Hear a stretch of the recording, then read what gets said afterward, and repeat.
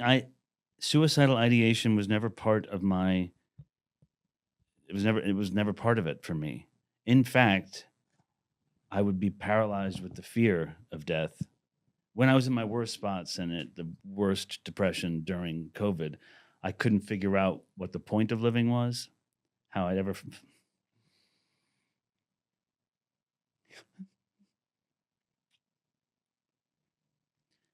um uh, hold on. How I ever find joy again. It couldn't make any sense of it. I knew I had been in this place before, Yeah, right. and I knew I had found it again. So I tried to believe that I would find it, but I was like, "There's no way. There's no."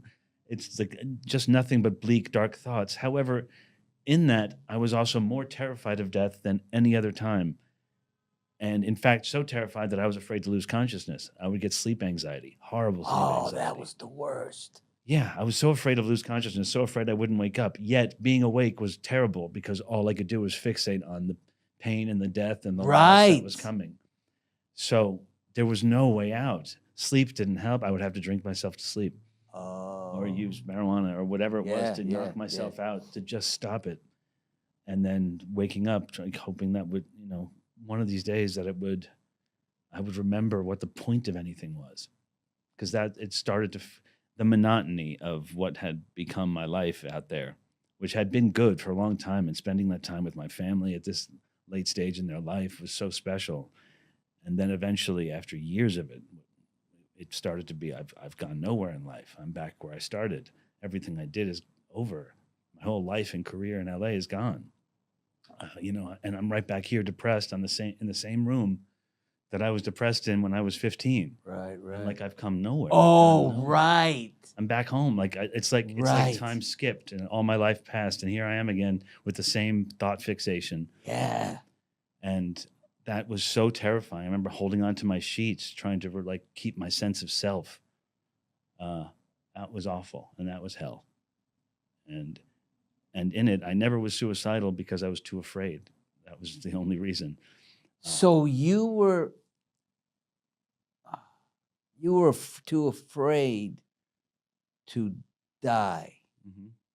Terrified of it, Okay. fixated on it, and terrified. So you never said to yourself, this is so painful and ugly and that I don't want to. I don't want to be here. Yeah. But Yes, you never had thoughts of how to do it or whatever it is. not that weren't fleeting, because that always seemed more terrifying. Yes. Then nothing seemed more terrifying than this. I It get seemed you, like a Chris. trap. I It seemed get like you, a trap. Chris. There was no winning. Yeah, that is terrifying because why didn't I do it, Yeah. It had to be a And what's the point? I thought worse, I'm just gonna lay here and wait to die because I'm such a coward. I wouldn't do it. So I'm just like, there'll be no point. There'll be no reason. I'll find no joy, and yet I'll just wait till it's over because I'm too afraid. the closest I got,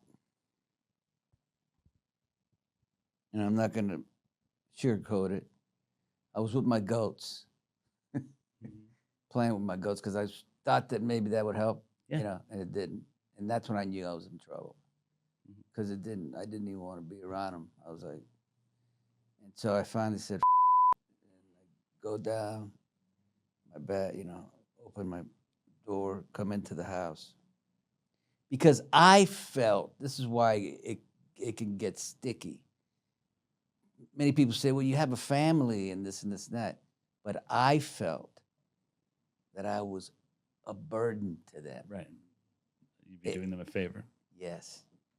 And I got in and I prayed to God. I said, God help me. I'm gonna go do this. And I remember seeing my family in my thoughts and thinking, what would the audience of State of Mind feel if I did that, and it would give them a green light? Absolutely. And I stopped.